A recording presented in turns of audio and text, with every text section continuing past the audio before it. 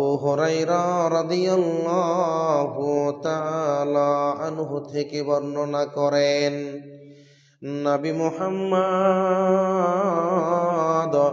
সাল্লাল্লাহু আলাইহি ওয়াসাল্লাম বলছেন, বন্ধুরে আমার, নবীজির সাল্লাল্লাহু আলাইহি ওয়াসাল্লাম বলতে শুরু করলেন যে আমার আল্লাহ তাবারক ওয়া তাআলা মালাইকার দলকে বলবে, হে আমার মালাইকার দল, হে আমার ফেরেশতার দল, তোমরা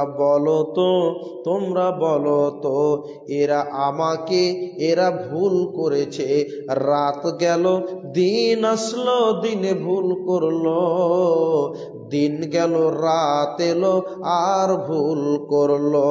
এর মানে বলো তো, যখন বান্দা আল্লাহর কাছে অনুশোচনা করে, আল্লাহর কাছে যখন তওবা নিয়ে দাঁড়িয়ে যায়, তখন আমার আল্লাহ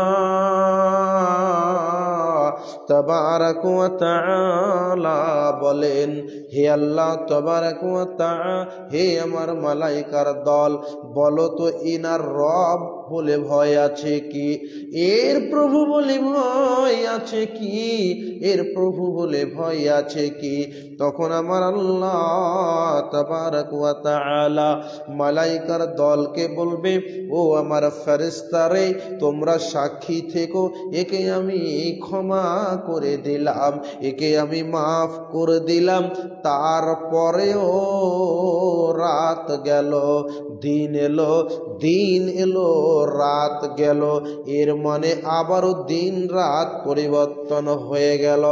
এবার বান্দা ভুল করলো, এবার বান্দা অন্যায় করলো, গুনাহ করলো, তখন আবারও অনুশোচনা করলো, আবারও তওবা করলো। তখন আল্লাহ তাবারক ওয়া তাআলা বলে, ও আমার মালাইকার দল, দেখো দেখো, আমার বান্দা, আমার বান্দি জানে কি তার রব আছে, তার প্রভু আছে, তার সৃষ্টিকর্তা আছে, আমাকে দেখে কত ভয় করে, আমার কত ভীতি নিয়ে আসে। এর মানে আমাকে দেখে কতটা ভয় করে, দেখো আমি তোমরা সাক্ষী থেকে ক্ষমা করে দিলাম।